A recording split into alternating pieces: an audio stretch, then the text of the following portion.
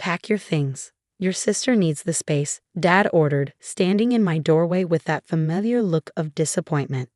Emma's starting her online business and she needs a proper office. You have until Friday.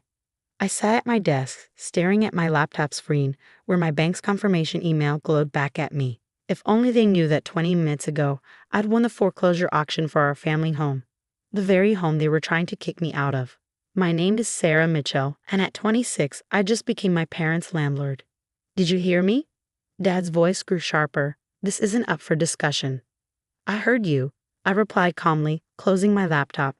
I'll start packing tomorrow. He nodded curtly and left, probably relieved I hadn't argued. That's what they expected from me, quiet compliance. For years, I'd been the dependable daughter, the one who never caused trouble, who helped with bills when money got tight, who stayed home during college to save money while Emma went to an expensive private university in California. Emma, my 23-year-old sister, bounced into my room moments later, her perfectly styled blonde hair swinging. I'm thinking of painting these walls sage green, she announced, not even trying to hide her excitement. It'll be perfect for my wellness coaching videos. I looked around at my room, the room I'd had since I was 6, with its soft blue walls and window seat where I'd spent countless hours reading. The room where I'd built my own business, quietly investing in real estate while everyone thought I was just a low-level accountant. Sage green sounds nice, I said, keeping my voice neutral. Emma had no idea that I'd been tracking our parents' finances for months, watching as they remortgaged the house to fund her failed startup attempts. She didn't know about the foreclosure notice I found in Dad's office 3 weeks ago, or the careful planning that had gone into my purchase of our home. I know you're probably upset, Emma said, though her tone suggested she didn't really care. But Mom and Dad agree I need the space for my business. You can find an apartment or something, right? You're good with, like, budgets and stuff. I almost laughed. Good with budgets was an understatement. While Emma had burned through our parents' savings with 3 failed business ventures, the yoga studio, the organic smoothie bar, and a lifestyle blog, I'd been building a real estate portfolio that now included 12 rental properties across the city. This house would be lucky number 13. Don't worry about me, I said. I'll figure something out. Later that evening, I sat at the kitchen table with Mom and Dad, picking at the lasagna Mom had made, my favorite, probably an attempt to soften the blow of kicking me out. We know this is sudden, Mom said, her voice gentle but firm. But Emma really needs this opportunity. Her wellness coaching business could be her big break. Like the yoga studio was her big break. I couldn't help asking. Or the smoothie bar. That's not fair, Dad cut in. Your sister is trying to build something. She has vision, creativity. She just needs the right support. And what about my support? I asked quietly. The money I gave you for the mortgage last year? The repairs I paid for? Mom at least had the grace to look uncomfortable. We appreciate everything you've done, honey. But Emma has such potential. She just needs a proper space though. To what? Fail again. The words slipped out before I could stop them. That's enough, Dad snapped. If you can't be supportive of your sister, maybe it is time you moved out. Emma understands business in a way you never will. All you do is work that boring accounting job and hide in your room. I stood up, taking my plate to the sink. Let them think that. Let them believe I was just the boring, reliable daughter. In 3 days, they'd learn exactly what kind of business sense I had. The next morning, I watched from my window as Emma directed Dad in hanging a new vision board in what would soon be her office. She'd already started moving some of her things in, expensive camera equipment and ring lights she'd bought with our parents' credit card, yoga mats and crystals from her previous failed ventures. My phone buzzed with a text from my lawyer. Charlotte, paperwork is being processed. We can serve the new lease agreements on Friday. Perfect timing, I texted back. They just gave me until Friday to move out. Charlotte's response was quick. They're in for quite a surprise. Want me to be there when they find out? I considered it. Charlotte had been my rock through this whole process, helping me navigate the foreclosure purchase legally and ethically. She'd also been the one to help me document every penny I'd given my parents over the years. Money they'd promptly handed to Emma for her latest schemes. Yes, I replied. Come by around 6. That's when Dad usually gets home. I spent the next 2 days quietly packing, letting my family believe I was preparing to leave. Emma took over more and more of my space, talking endlessly about her plans for her wellness empire. Mom and Dad hovered awkwardly, obviously feeling guilty but convinced they were doing the right thing for their younger daughter. None of them noticed that I was only packing personal items. None of them questioned why I seemed so calm about being suddenly homeless. They were too caught up in Emma's excitement and her big plans and bigger promises. Thursday night, I overheard them in the kitchen. "Sarah seems to be taking it well," Mom said. "She understands it's for the best," Dad replied. "Besides, it's time she got out on her own. Maybe this will motivate her to do something more with her life than just accounting." "Did she say where she's going?" Emma asked. "No, but she'll figure it out. Sarah always lands on her feet." They had no idea how right they were. Friday morning, I woke up early and dressed carefully in my best business suit, the one my family had never seen because I kept it at the office. I styled my usually practical brown hair, applied makeup, and put on the pearl necklace my grandmother had left me. Today, I wasn't just Sarah, the reliable daughter. I was Sarah Mitchell, property owner and businesswoman. I left for work as usual, but instead of going to the accounting firm where they thought I still worked, I'd actually quit months ago to run my real estate business full-time. I met with Charlotte to review the final paperwork. "Are you sure about this?" she asked, not for the first time. "We could serve the papers by mail. You don't have to be there." "Yes, I do," I said firmly. "They need to understand that actions have consequences. They can't keep enabling Emma at everyone else's expense." Charlotte nodded, understanding in her eyes. She'd seen this story before. Parents playing favorites, responsible children taken for granted, money and love tangled up in messy ways. "The lease terms are fair," she reminded me. "More than fair, actually. You're offering them below market rent and generous terms. They'd be foolish not to take it." "They're not always wise when it comes to money," I said dryly, hence the foreclosure. At 5:45 p.m., I pulled into my driveway. Mom's car was there, along with Emma's expensive SUV, another gift from our parents. But Dad wasn't home yet. Perfect. I walked in to find Emma directing two muscular men as they moved my bed out of my room. She'd already painted one wall sage green. "Oh, good, you're back," she said, not even looking guilty. "I hope you don't mind, but since you're leaving tomorrow anyway, I thought I'd get started. These guys from my gym offered to help move your stuff to the garage." "Actually," I said, my voice clear and firm, "I need everyone to stop what they're doing. Now." Something in my tone made them pause. Even Emma looked up from her phone. "What's going on?" Mom asked, coming up the stairs. "I think we should wait for Dad," I said. "Charlotte will be here any minute, and we all need to talk." "Charlotte?" Emma frowned. "Who's Charlotte?" Right on cue, the doorbell rang. I opened it to find Charlotte looking polished and professional in her suit, briefcase in hand. "Mrs. Mitchell," she said to my mother. "I'm Charlotte Way, Sarah's attorney. Is Mr. Mitchell home yet? We have some important documents to discuss." Mom's face went pale. "Attorney? Sarah, what is this about?" "Like I said," I replied calmly, "we should wait for Dad."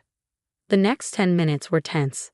Emma's gym friends quickly made excuses and left. Mom sat rigid on the couch, while Emma paced nervously, shooting me confused looks. Charlotte and I sat calmly, waiting. When Dad's car pulled in, I took a deep breath. This was it.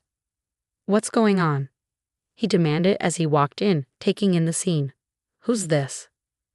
"Mr. Mitchell." Charlotte stood, extending her hand. "I'm Charlotte Way, your daughter's attorney. I'm here to present you with some important documentation regarding your living situation." "Living situation?" Dad looked at Mom, then at me. What is she talking about? I stood up, pulling an envelope from Charlotte's briefcase. 3 weeks ago, I found a foreclosure notice in your office. The one you didn't tell us about. The one that explained how you'd remortgaged this house to the point of no return, trying to fund Emma's businesses. Dad's face went red. "That's none of your. It is my business." I cut him off. "Because this morning, the sale was finalized. I bought this house at the foreclosure auction." The silence that followed was deafening. Emma stopped pacing. Mom's hand flew to her mouth. Dad just stared at me, his face going from red to white. "That's not possible," he finally sputtered. "You're an accountant. You couldn't afford." "I haven't been just an accountant for 2 years," I said. I own 12 other properties across the city. Real estate investment is my actual business. The accounting job was just a cover while I built my portfolio. This is a joke, Emma said, but her voice wavered. Tell her this is ridiculous, Dad. Charlotte pulled out more papers. I assure you this is very real. I have here the new deed showing Sarah Mitchell as the legal owner of 1242 Maple Street. I also have prepared lease agreements should you wish to continue residing in the property. Mom started crying. Dad looked like he might pass out. Emma just kept shaking her head. You can't do this, she whispered.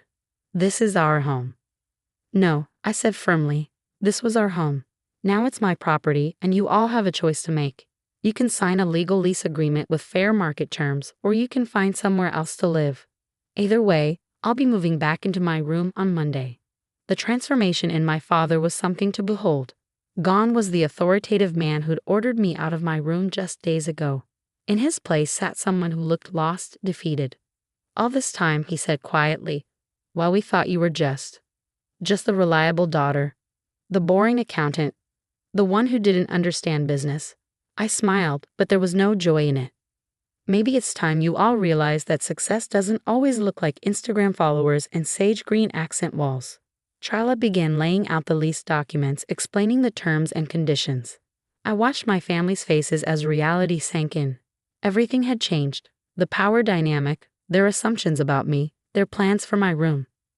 But this wasn't about revenge. It was about respect, about consequences, about finally being seen for who I really was. As I sat there, watching them struggle to process this new reality, I felt strangely calm. For the first time in my life, I was finally calling the shots in my own home. The weekend after I revealed my ownership of the house was tense, to say the least. Emma locked herself in what was still technically my room, refusing to move her things out. Mom alternated between crying and trying to negotiate as a family, while Dad had barely said a word since Charlotte left. I stayed in a hotel, giving them space to process and decide whether they would sign the lease. Charlotte had advised against remaining in the house until everything was legally settled. They're in shock, she said during our Sunday brunch meeting. Your father's pride is wounded, and your sister's whole plan just collapsed. Give them time to accept the new reality. I nodded, stirring my coffee. Emma's been posting on social media about toxic family members and betrayal. She's trying to spin the narrative her way. Are you surprised? Charlotte raised an eyebrow. No, I admitted. It's what she always does when things don't go her way. But this time, she can't charm or manipulate her way out of it. My phone buzzed with a text from Mom. Please come home. We need to talk. Charlotte saw the message and gave me a knowing look. Remember, you're the property owner now. Don't let them guilt you back into old patterns. I arrived at the house, my house, that afternoon to find the family gathered in the living room. Emma sat curled in an armchair, eyes red from crying. Dad occupied his usual spot on the couch, looking older than I'd ever seen him. Mom stood by the window, wringing her hands. We've been talking, Mom began, her voice trembling slightly. About everything.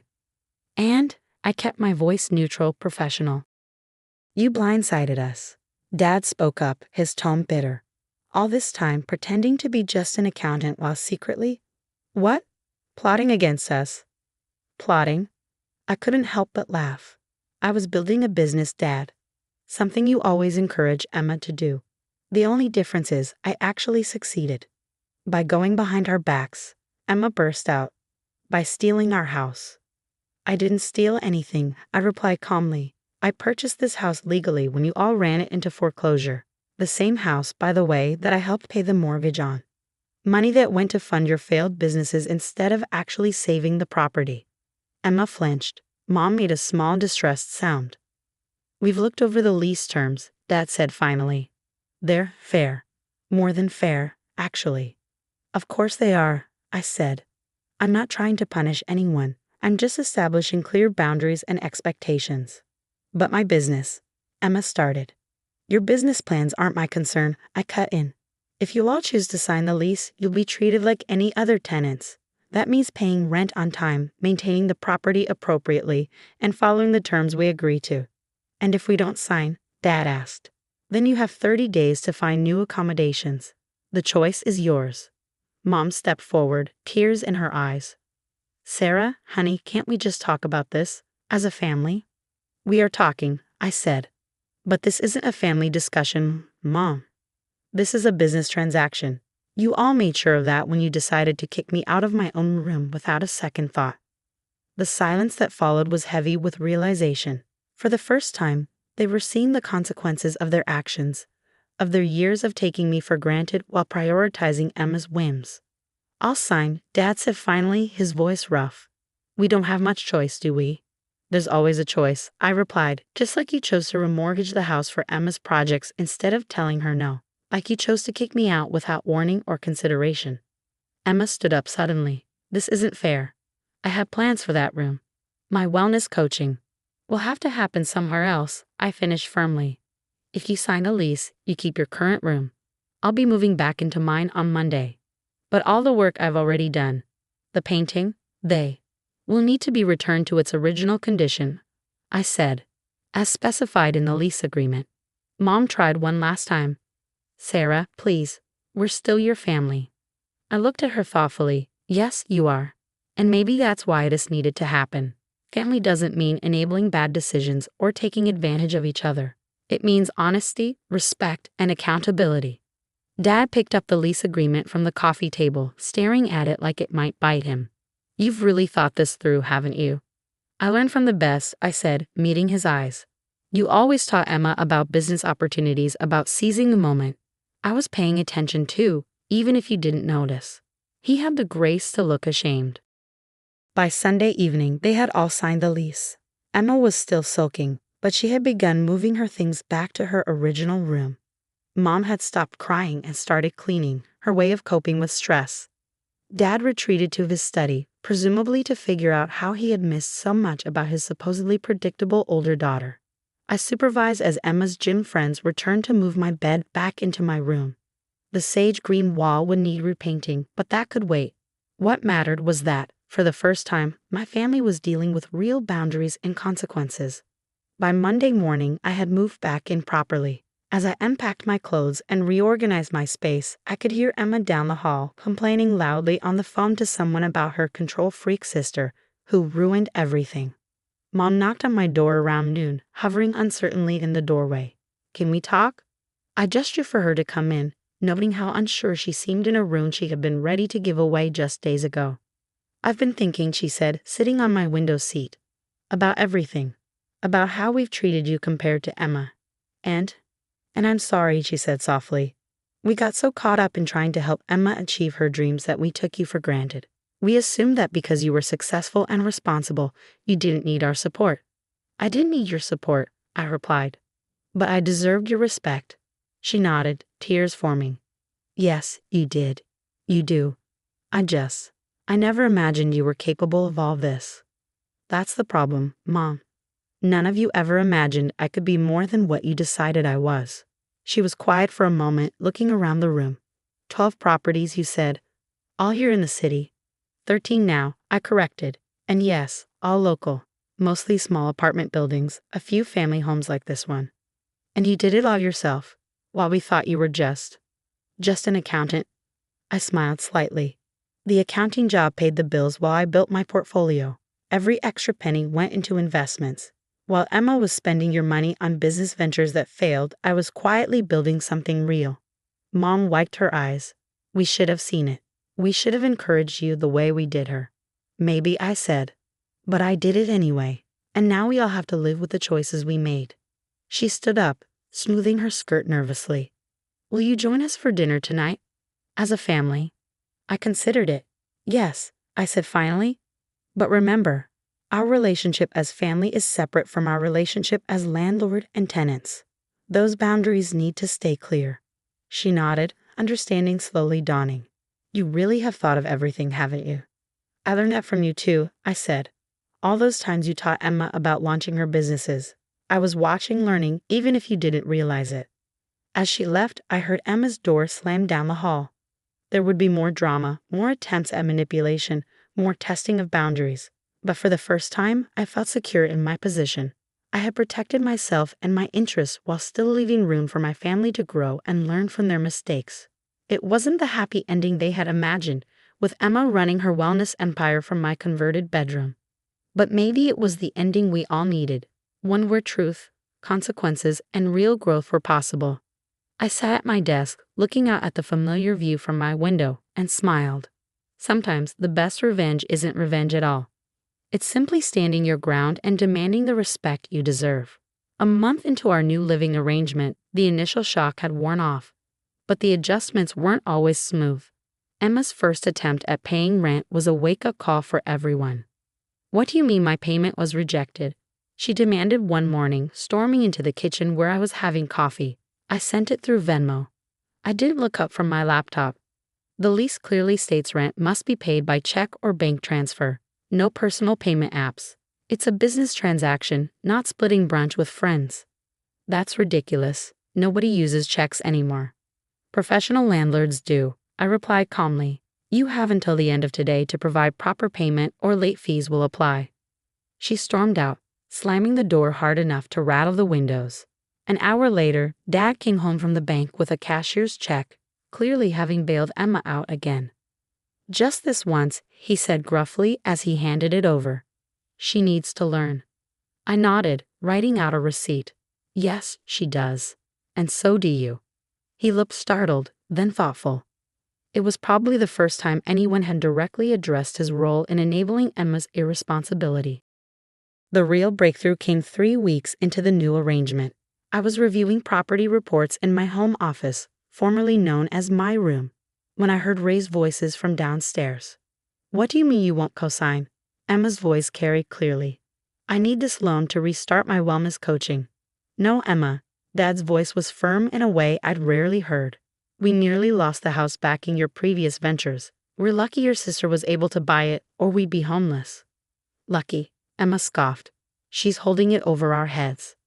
She's charging us below market rent and giving us a chance to fix our mistakes," Mom interjected, "which is more than most people would do."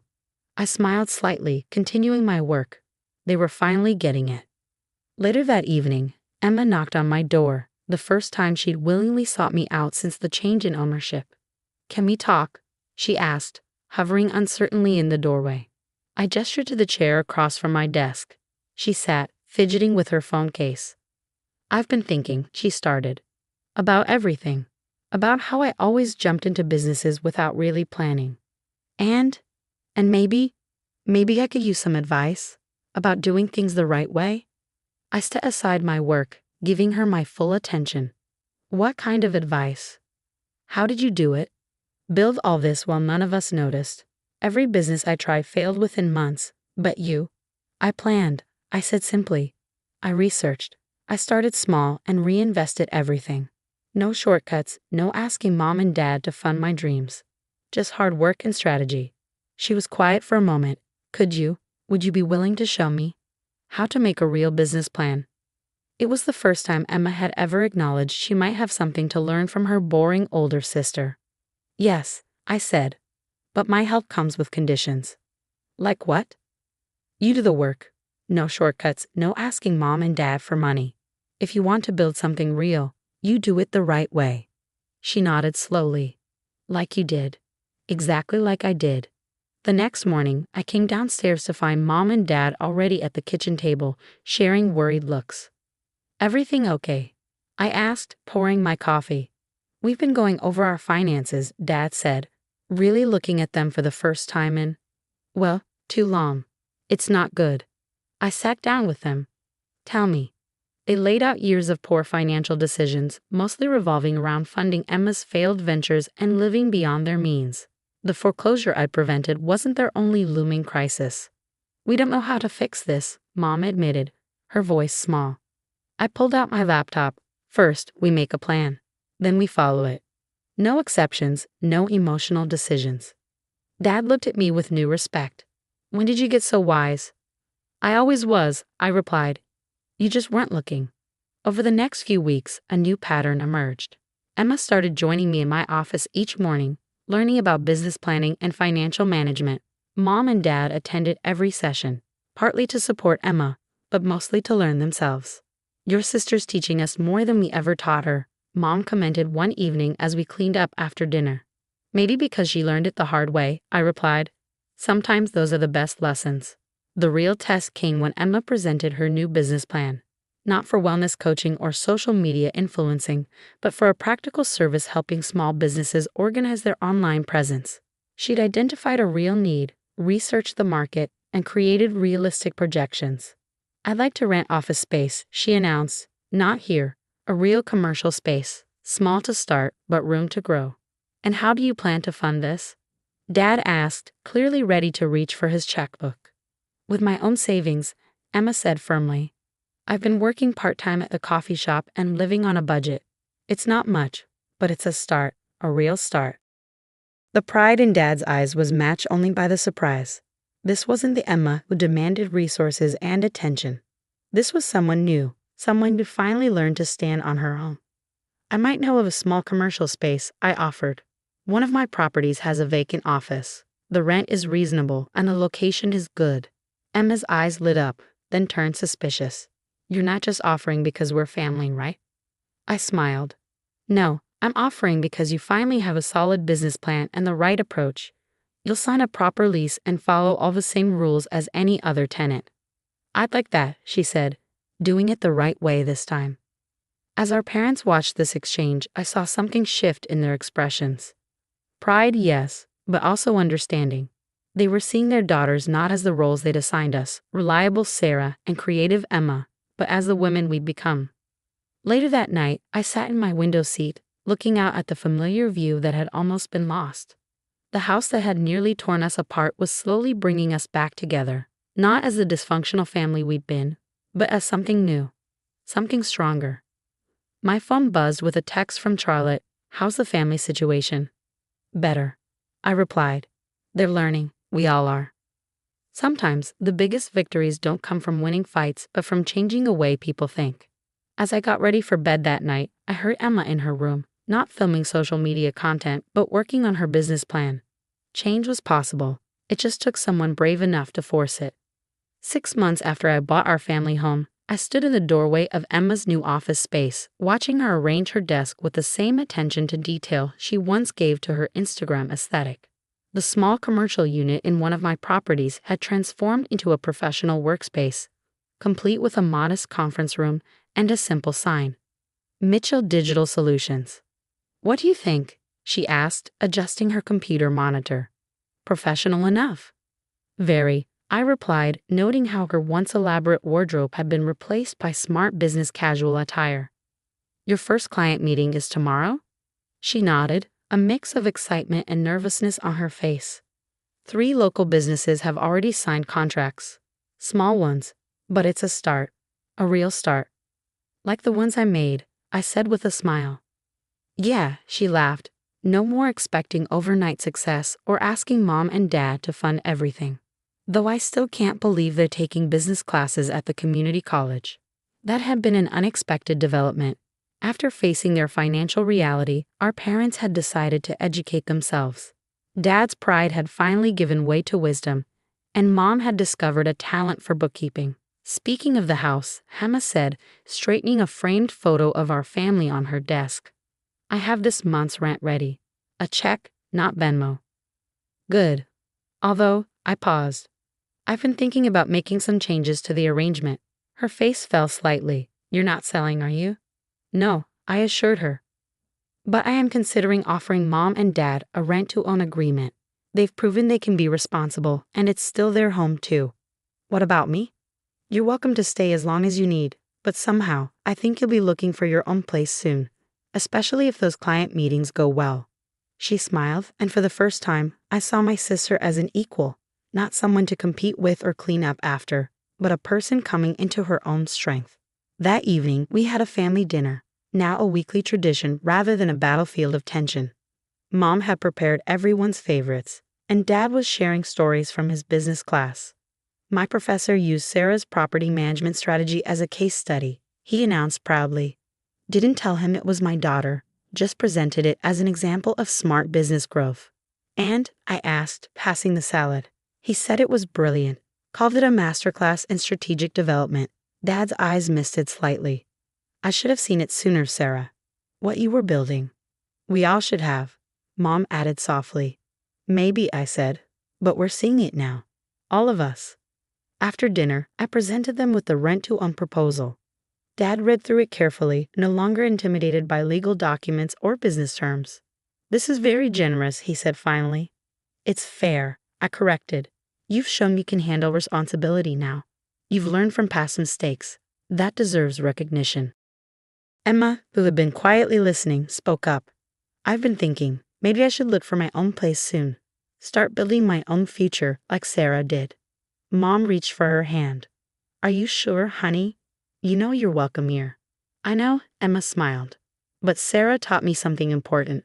Success isn't about having everything handed to you. It's about building something real, something that's truly yours." I looked around the table at my family, not perfect, but growing, learning, evolving. The house that had almost torn us apart had become the foundation for something stronger. Later that night, as I sat in my room, no longer just a space to defend but a symbol of earned respect, I thought about how far we'd come. Emma was building a legitimate business. Our parents were taking control of their finances, and I was no longer the overlooked daughter, but a woman whose strength had helped her family find their own. My phone buzzed with a text from Emma. "Thank you, not just for the office space, but for showing me a better way." I smiled, remembering the sister who once thought success meant social media followers and sage green walls. "You did the work," I texted back. "I just showed you the door." Sometimes the hardest lessons lead to the greatest growth. My family had learned that the hard way, but we learned it together. The house that built me had, in its own way, rebuilt us all. As I got ready for bed, I heard Emma practicing her client presentation next door, and Mom and Dad discussing their class assignments downstairs. I knew this was the happy ending none of us had expected, but exactly the one we needed.